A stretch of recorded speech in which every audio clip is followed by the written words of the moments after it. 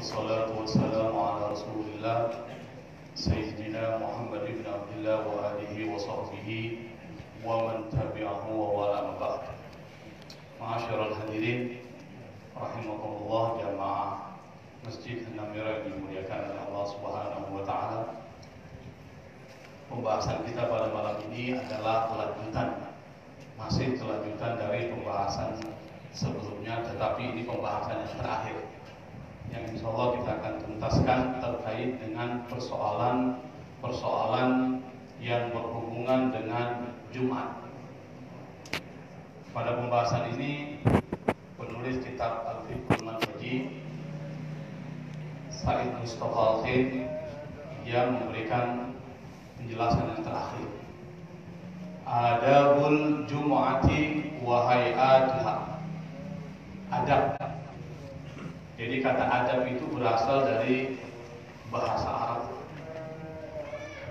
Orang yang memiliki adab atau tata krama itu disebut dengan adib. Dan adib juga disebut di dalam bahasa Arab dengan sastrawan. Jadi sastrawan itu bahasa Arabnya adalah adib. Orang yang mendidik namanya muaddib. Proses pendidikan namanya ta'dib. Jadi bahasa Arab itu dia berubah-ubah dari satu kalimat-kalimat dengan penambahan maknanya seperti itu. Kata adab dalam Islam itu sesuatu yang penting. Hukum harus disertai dengan akhlak. Fikih harus disertai dengan tasawuf.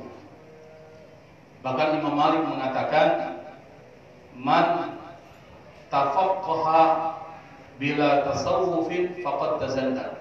Barang siapa yang belajar fikih tapi tidak belajar tasawuf, maka dia bisa zindik, bisa fasik. Wa man tasawwafa bila tafaqquhin faqad tazandaq. Barang siapa yang belajar tasawuf tapi tidak belajar fikih, dia bisa sesat. Wa man jama'a bainahuma faqad tahaqqa. Barang siapa yang menggabungkan keduanya, dia merupakan orang yang sampai pada hakikat yang sebenar. Maka Imam Al-Ghazali menyusun satu kitab penggabungan antara fikih dan tasawuf dalam kitab Ihya Ulumuddin. Dan kitab itu tersebar dibaca, bahkan diberikan syarah. Saya punya kitab syarah dari kitab Ihya Ulumuddin itu sampai 23 jilid, tebal segini-segini, penjelasannya panjang sekali. Capek kita membaca. Tetapi kitab Ihya Ulumuddin itu memang kitab yang paling populer dibaca oleh orang-orang Islam. Kata adab, para ulama itu lebih menekankan adab ketimbang hukum. Dibayangkan, kita ini kan belajar fikih.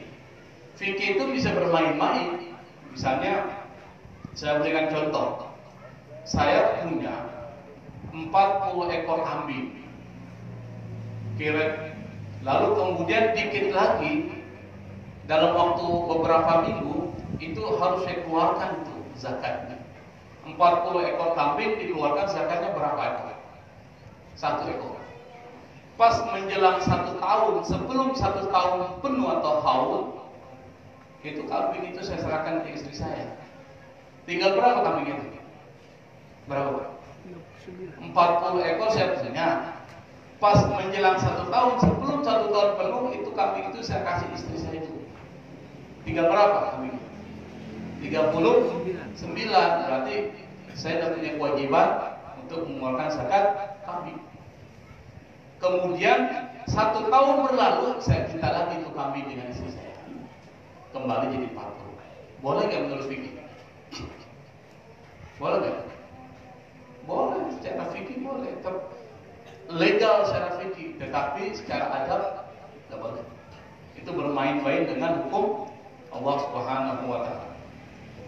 Bahkan sebagian ulama salaf mengatakan wa qala ba'du salaf libnihi, sebagian ulama-ulama dulu itu berkata kepada anaknya, ya bunayya li an tata'allama baban minal adab ahabbu ilayya min an tata'allama 70 baban min abwabil ilmi. Ini kata ulama dulu menekankan adab. Dia mengatakan, wahai anakku, engkau belajar satu pembahasan tentang adab, etika, akhlak. Itu lebih aku cintai dan sukai ketimbang engkau belajar 70 pembahasan tentang ini. Bayangkan, satu adab dipelajari lebih penting. Kita sholat, Pak, sholat. Tapi tidak belajar adab sholat, bermasalah itu sholat itu. Jadi ada adabnya. Jumat juga ada adabnya. Kalau kita melanggar adab, itu dalam pandangan Allah menjadi kurang sempurna. Boleh jadi sah, tapi belum sempurna. Apa itu adab Jumat? Liyaumil Jum'ati wa salatuha adabun masnunatun. Hari Jumat dan sholat Jumat itu ada adabnya, ada etikanya, ada tata keramanya yang disunahkan oleh Allah Subhanahu wa Ta'ala. Yang kalau dijalankan, Anda akan mendapatkan kemuliaan. Itu adabnya. Yang bagil ihtimamu biha wa da'bu 'alaiha. Yang harus kita perhatikan dan harus kita laksanakan dan rutinkan dalam kehidupan kita. Adabnya. Mungkin kita sering sholat Jumat, hadir di masjid, tapi kita belum tentu tahu apa adab-adab yang harus kita lakukan. Nah, hari ini, malam ini kita diajarkan apa adab, tata krama, etika yang harus kita pelajari dan harus kita jalankan dan rutinkan dalam kehidupan kita terkait dengan persoalan Jumat dan sholat Jumat. Yang pertama, al-ghuslu. Kalau Anda masuk hari Jumat ini, Pak, maka disunahkan yang pertama kali adalah mandi. Bayangkan, mandi. Kenapa? Karena hari Jumat ini hari mulia. Hari Jumat ini hari di mana Nabi Adam diciptakan. Nabi Adam dimatikan. Hari kiamat terjadi pada hari Jumat dan Allah puji hari Jumat. Puji hari Jumat. Salah satu cara yang pertama adalah Anda harus mandi. Bukan mandi biasa, tapi mandi. Niatkan mandi itu untuk sholat Jumat. Kapan? Dimulai pada saat terbit fajar sampai menjelang sholat Jumat. Itu harus diperhatikan. Sebelum terbit fajar atau setelah terbit fajar itu mulai sunnah kita mandi. Dan ingat, jangan cuma sekedar mandi, diniatkan. Nawaitul ghusla li sholatil Jum'ah lillahi ta'ala. Jangan cuma mandi aja, niatkan. Saya niat mandi untuk sholat Jumat, maka dapat pahala. Bapak mandi niatnya untuk ibadah, dapat pahala, Pak. Tapi kalau mandi untuk dingin-dingin lah, segar, nggak dapat pahala. Jadi pahala dan tidak dapat pahala itu diniat. Bayangkan, cuma diniatkan saja. Maka yang pertama kali harus disetel dalam kehidupan kita itu, niatkan semuanya karena Allah. Bangun masjid ini, Pak, saya bangun masjid ini karena Allah, pahala sudah dapat itu. Tapi kalau belum, saya bangun masjid ini supaya dapat uang, dapat pahala tidak? Tidak dapat apa-apa. Anda cuma dapat kerja seperti orang kerja biasa, tapi niatkan saya membangun masjid ini karena Allah. Uang dapat, upahnya, tapi niatnya tinggal diatur. Niatnya karena Allah. Berarti seperti orang tanam padi, nunggu rumput, nunggu nggak, Pak? Tapi kalau Bapak tanam rumput, padi nunggu nggak? Tidak.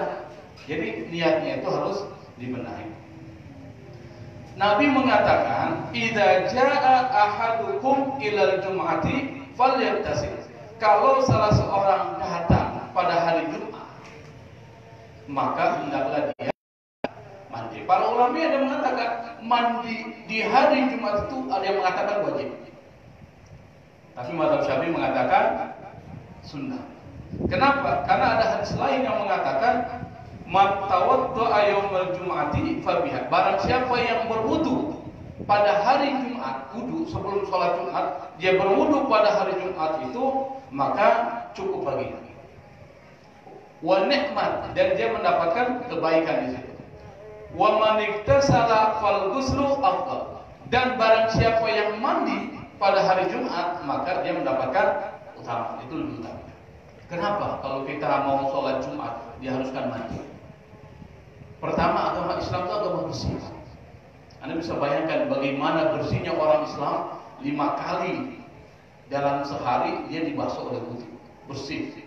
Kedua, bagaimana Islam pertama kali dalam fikih yang diajarkan persoalan tohar, bersuci, dan itu sudah diajarkan oleh agama-agama lain.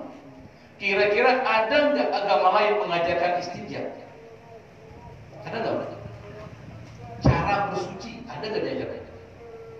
Nah, mereka tuh liar, kucing di sana sini sembarangan semaunya. Tapi Islam itu diajarkan, Anda kalau kencing sembarangan, ingat kena azab kubur itu. Tidak boleh melihat pohon dikencing. Hati-hati, Pak. Nabi tidak suka itu kalau buang air besar, buang air kecil itu sampai di tempat yang itu bisa terbuka. Sampai seperti itu. Artinya apa? Islam itu agama bersih, dan Anda kalau masuk ke masjid jangan mengganggu orang lain. Maksudnya apa? Badan Anda harus bersih. Karena Anda menghadap Allah Subhanahu wa Ta'ala, maka sebelum Anda masuk ke hari Jumat untuk melaksanakan sholat Jumat, basuh badan Anda supaya bersih. Itu yang pertama. Yang kedua, tanziful jasad minal awsat wa rawaihil kariyah wal ittihan wa tatayyub.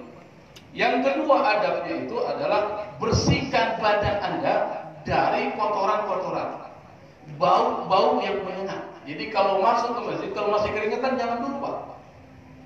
Ini masih keringetan, mau sholat di masjid, sholat Jumat, dia sudah masuk. Itu baunya itu bisa mengganggu orang lain. Baunya, maka disuruh hilangkan. Kalau Anda misalnya habis makan bawang putih, itu makruh Anda bapak-bapak berada di dalam masjid. Bawang putih, kenapa? Baunya itu bisa mengganggu orang lain. Termasuk rokok, Pak, rokok. Maka kalau mau merokok, sebelum masuk ke masjid, mau merokok, bersihkan dulu dengan siwak. Supaya apa? Baunya itu hilang. Silakan Anda merokok. Tetapi ingat, ketika mau masuk masjid, bersihkan dulu dengan siwak. Supaya apa? Supaya mulutnya itu baunya tidak mengganggu orang lain. Saya mau tanya, kalau Bapak sholat, di samping Bapak ada orang bau keringat itu menyengat, baunya tidak enak, bagaimana Bapak khusus sholat? Terganggu, pasti. Maka Islam mengajarkan supaya Anda tidak mengganggu orang lain. Ini hari Id, Jumat itu disebut dengan Id, hari rayanya umat Islam. Maka Anda harus memakai pakaian yang bagus, Anda harus bersihkan badan Anda harus tidak boleh menimbulkan bau-bau yang bisa menyengat dan mengganggu orang lain. Kemudian dijelaskan ini wal ittihan. Ini rambut ini, Pak, di hari Jumat diajarkan oleh Rasul dikasih minyak. Bayangkan sampai seperti itu, dikasih minyak water toyub, pakai minyak wangi. Tapi ingat, minyak wangi jangan juga mengganggu orang. Minyak wangi yang sedang-sedang saja tapi tidak mengganggu orang lain. Kalau mengganggu orang lain minyak wangi itu sama saja, sama dengan bau-bau yang menyengat. Kenapa? Wadzalika li'alla yata'adza bihi ahadun minan nas.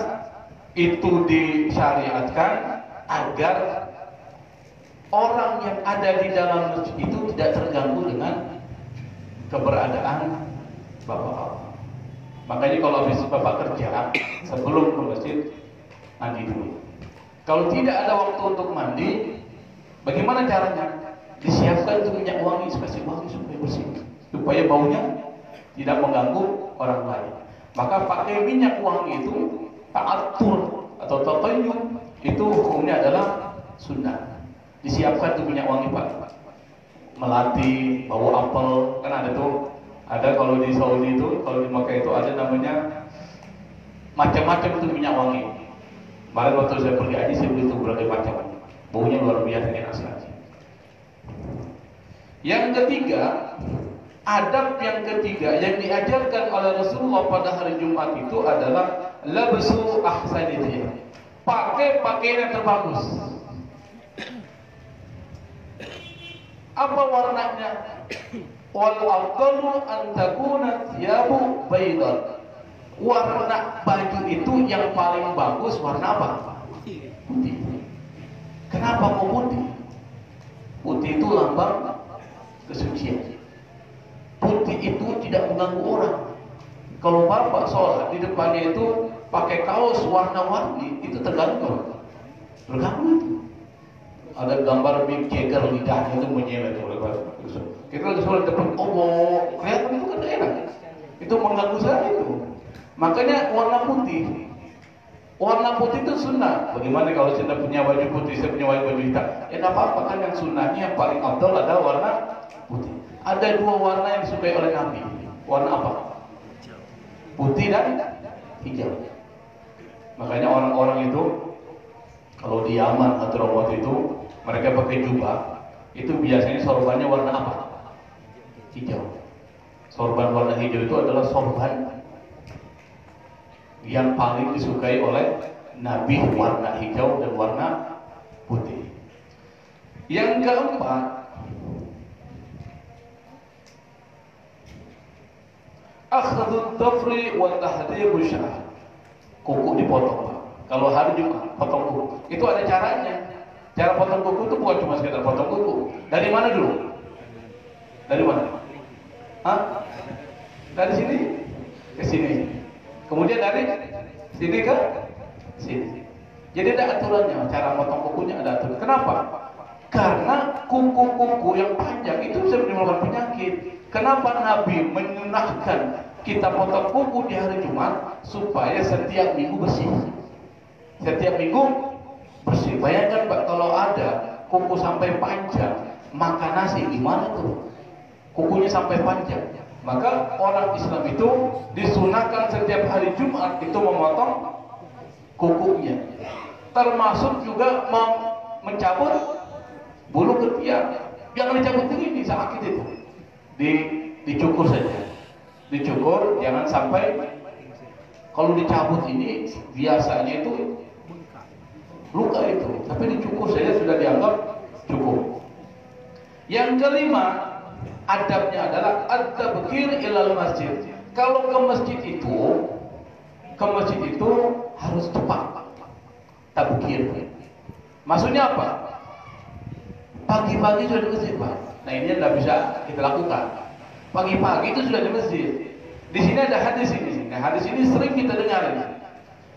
Man iktasala yaumal jum'ati, barang siapa yang mandi pada hari Jumat, ghusl janabah, mandi janabah, thumma raha, kemudian dia pergi, faka'annama qarraba budna, maka dia seakan-akan menghadiahkan satu ekor unta. Kalau datang pagi-pagi itu dia mengatakan unta. Maksudnya apa? Kalau datang pada jam yang pertama, ini sampai jam kelima. Kalau kita hitung jam 12 waktu zuhur, berarti 12 dikurang 5, kapan waktu pertamanya, Pak? Jam berapa? Jam 7. Kalau Anda datang jam 7 ke masjid pada hari Jumat, Anda dapat satu ekor unta. Masjid. Bukan datang ke masjid cuma ngeliat masjid, Anda sudah ada di masjid. Zikir, baca-baca Quran. Kalau datangnya jam kedua, wa man raha fi sa'ati tsaniyah, jam kedua berarti jam berapa itu? Jam 8. Faka'annama qarraba baqarah, maka seperti orang yang kurban sapi. Wa man raha fi sa'ati tsalitsah faka'annama qarraba kabshan aqran. Barang siapa yang datang pada jam ketiga, jam berapa? 9. Maka dia seperti berkorban kibas, kambing besar yang ada tanduknya, aqran. Wa man raha fi sa'ati rabi'ah faka'annama qarraba dajaja. Kalau dia datang sekitar jam 9 atau jam 10 ya, atau jam 11 nanti, maka dia seperti berkorban ayam dajaja. Wa man raha fi sa'atil khamisah, kalau dia datang jam 12, faka'annama qarraba baida, dia seperti korban telur. Kita semua dapat telur, telur semua ini saya lihat. Karena saya kalau datang ke Anamir pagi 12 kurang, yang saya lihat cuma aja, yang lain masih tidur. Jam 12 berapa biasanya saya datang? 12 kurang 15. Yang ada cuma pagi, yang lain tidak tahu kemana. seluruh semua. Nah, di sini disebutkan faida kharajal imam, kalau imam sudah datang, khatib sudah datang, ditutup sudah itu. Apa? Ditutup sudah catatan-catatan itu. Bayangkan, para malaikat dia sudah mulai mendengarkan khutbah. Tidak lagi mencatat, mendengarkan khutbah. Dan kita dapat itu. Kalau imam baru datang ini, kita pas imam khatib itu sudah mulai naik, kita baru datang, itu tidak dapat apa-apa sudah. Jadi imam sudah naik nih ke atas mimbar, bapak baru datang, tidak dapat apa-apa. Tapi Jumatnya tidak dapat ada sini. Idza suratil malaikatu yastami'una dzikr. Apabila imam sudah datang, maka para malaikat ini dia hadir, dia mendengarkan zikir. Maksudnya apa? Mendengarkan khutbah. Kita tidak tahu di mana, tapi dia datang untuk mendengarkan khutbah. Yang keenam, rakaat ketika masuk masjid, imam lagi khutbah. Duduk saja atau sholat? Khutbah atau bapak? Dua rakaat tahiyat masjid, tapi sholat di sebelah pinggir supaya tidak mengganggu orang yang mendengarkan khutbah. Tetapi kalau sholatnya jangan panjang-panjang. Misalnya baca Al-Fatihah langsung, itu jangan panjang-panjang, bangun lagi baca Fatihah. Kalau perlu tidak usah baca surat, lalu kemudian nunggu sampai selesai. Yang penting 2 rakaat sholat tahiyatul masjid itu dia laksanakan. Fahada idza lam yablughil khatibu awakhirul khutbah. Ini kasusnya terjadi apabila khatib itu bukan di akhir-akhir khutbah. Khatib itu di akhir khutbah itu maksudnya apa? Dia sudah khutbah yang kedua. Kalau dia sudah khutbah dia suntik. Bukan saya mau ngomong dia enak kan? Dia suntik. Ada yang dari pinggir dia suntik. Siaran langsung. Kalau di kan ada siaran langsung tuh. Banyak komentar itu. Yang komentar ibu-ibu nggak salah juga. Ibu-ibu yang komentar. Di berita Ustaz, saya rekam tadi Ustaz, ada di Facebook Ustaz lihat. Saya mau ngomong tidak enak. Saya bilang sholat saya itu tidak benar itu. Karena pada saat ketika khatib sedang khutbah, kapan? Setelah tergelincirnya, setelah terbenamnya matahari di hari Kamis, setelah maghrib itu mulai disunahkan baca surat apa? Al-Kahfi sampai pagi hari Jumat, terus berlangsung sampai sebelum matahari tenggelam. Ini 1 hari. Itu ada syariatnya, tidak main-main. Ini ada syariatnya, Nabi yang suruh. Apa kata Nabi? Man qara'a surat al-Kahfi fi yaumil jum'ati adha'a lahu minan nuri ma bainal jum'atain. Barang siapa yang membaca surat Al-Kahfi, maka Allah akan berikan cahaya kepadanya di antara 2 Jumat. Dan ingat, nur itu cahaya. Banyak orang mengamalkan surat Al-Kahfi, dia baca setiap malam Jumat atau setiap hari Jumat dia baca. Itu makna nur. Nur itu bisa nur pada saat ketika kita berada di akhirat itu dapat cahaya. Bisa nur dalam arti cahaya di mana lawan dari kegelapan. Kalau kita misalnya rezekinya seret, rezeki seret itu kegelapan. Baca surat Al-Kahfi. Dan banyak orang-orang itu Allah mudahkan rezekinya itu dalam ketika dia baca surat Al-Kahfi. Karena dia jadi nur, dia menjadi menerangi. Menerangi apa? Menerangi kegelapan-kegelapan yang Anda hadapi dalam kehidupan. Apa? Rezeki yang kurang bagus, kurang lancar, jodoh yang lama dan laku-laku. Kemudian apalagi? Pokoknya semua persoalan-persoalan hidup kita yang kita anggap kelam dan kita anggap susah, itu bisa dipecahkan melalui surat Al-Kahfi. Di sini apa tradisinya malam Jumat baca apa? Yasin. Dan tidak apa-apa. Surat Yasin yang bagus itu baca setiap malam. Barang man qara'a surat Yasin fi lailatin asbaha maghfuran. Barang siapa yang membaca surat Yasin setiap malam, pagi-paginya Allah ampuni dosanya. Barang siapa yang membaca surat Yasin setiap malam, maka kalau dia mati, matinya dalam keadaan syahid. Itu Nabi mengatakan, Yasin 50 ya minggu. Yasin tergantung niat orang membaca. Kalau kita punya hajat, baca Yasin, lalu Allah minta sama Allah. Dan itu sudah mujarrab, sudah banyak dipraktikkan. Pengalaman saya ini Pak, setiap saya punya hajat besar, itu biasa saya baca surat Yasin. Baca surat Yasin, lalu kemudian saya minta sama Allah, bi barakati Yasin, dengan keberkahan surat Yasin, kabulkan. Dan biasanya mujarab itu, biasanya Allah kabulkan. Tapi yang disyariatkan oleh Nabi untuk malam Jumat dan hari Jumat baca surat apa? Kahfi. Ditradisikan baca surat Al-Kahfi, tambah dengan surat Yasin. Kalau surat Yasin kalau perlu bukan malam Jumat aja Pak. Malam apa? Malam Sabtu, malam Minggu, malam Senin, ketemu Jumat lagi. Bisa nggak Pak? Setiap malam. Kampungnya aman insya Allah. Kalau baca setiap malam surat Yasin. Kalau setiap malam surat Yasin, insya Allah aman ini.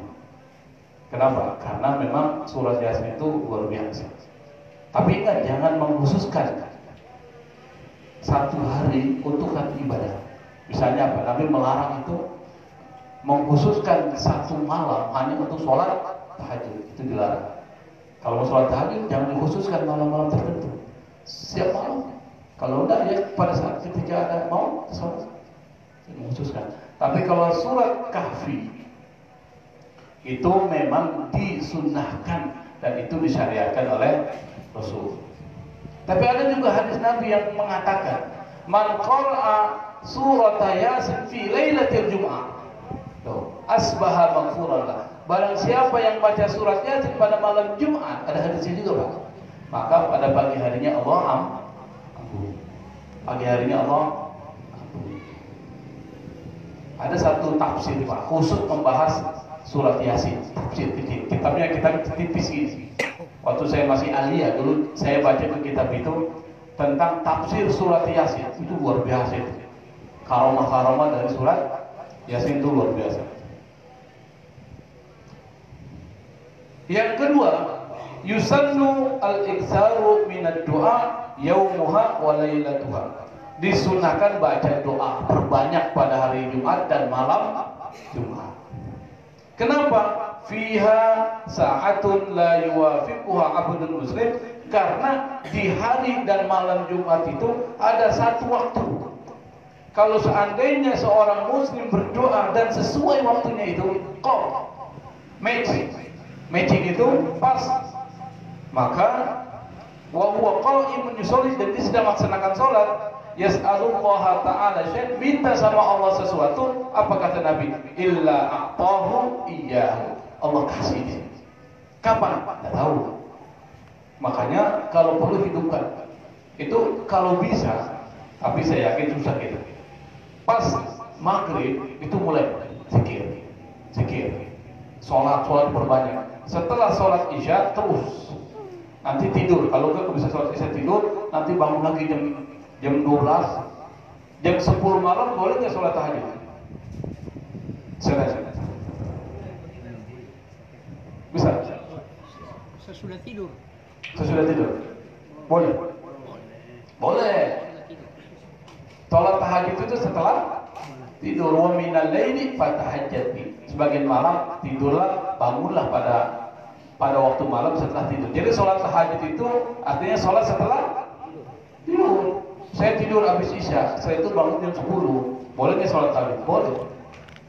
Tapi kalau bapak tidur jam 12 mau sholat tahajud, jadi sholat tahajud harus sholat diawali dengan tidur dulu. Tapi kalau qiyamul lail dari habis sholat isya melaksanakan sholat sunnah itu dianggap qiyamul lail sampai menjelang sebelum subuh, itu dianggap qiyamul lail. Tapi kalau sholat tahajud itu bagian dari qiyamul lail, tetapi harus diawali dengan tidur. Jadi bapak kalau sholat tahajud tidur dulu berapa menit, berapa jam, setelah itu baru kemudian melaksanakan sholat tahajud. Nah, Nah, pada saat di thulutsail lail, di sepertiga malam itu ada satu waktu. Coba kita hitung sepertiga malam itu jam berapa? Jam berapa? Malam itu dimulai jam berapa? 6. Jam 6 ya? Subuh berakhir, malam berakhir di jam berapa? Malam jam berapa? 15. Siapa tahu? Terbit fajar jam berapa? 3. Jam 5. Iya, jam 5, setengah 5 sudah. Setengah 5 lah. Setengah 5 ya. Sepertiga dari jam 6, jam 7, jam 8, jam 9, 10, 11, 12, 1, 2, 3 sampai jam 4. Berapa? Ini berapa jam? 9. Sepertiga dari 9 berapa? Hah? Dihitung. Thulutsail lail. Bukan sepertiga ya, ada 2/3 malam. 2/3 malam. 2/3 dikali 9. Berapa jam? 6. 6 jam. 6 jam. Berarti dihitung dari jam berapa? 6. 6, 7, 8, 9, 10, 11, 12. Jadi saat jam 12 ke atas itu saatun yuwafiquha abdan muslim. Di situ pada saat ketika orang Islam berdoa, kita jam 12 itu 12, 1, jam 2 sekitar itu. Namanya thulutsail lail, 2/3 malam. Nah, di situ bangun situ. Makanya nanti Ramadan jam 12 malam sudah mulai aktivitas sampai menjelang sahur. Jangan tidur Pak, jangan tidur terus. Berdoa sama Allah Subhanahu wa taala. Yang ketiga, adab yang ketiga adalah selain baca surat Kahfi, perbanyak doa. Nabi menganjurkan perbanyak salawat. Salawat diperbanyak di hari Jumat dan malam, diperbanyak salawat. Salatnya macam-macam. Allahumma sholli ala Muhammad wa ala ali Muhammad boleh. Allahumma sholli ala Sayyidina Muhammad wa ala Sayyidina Muhammad boleh. Nggak usah diperdebatkan Sayyidina tanpa Sayyidina, nggak usah diperdebatkan, sama saja. Kemudian saya mau perpanjang, Allahumma sholli sholatan kamilah.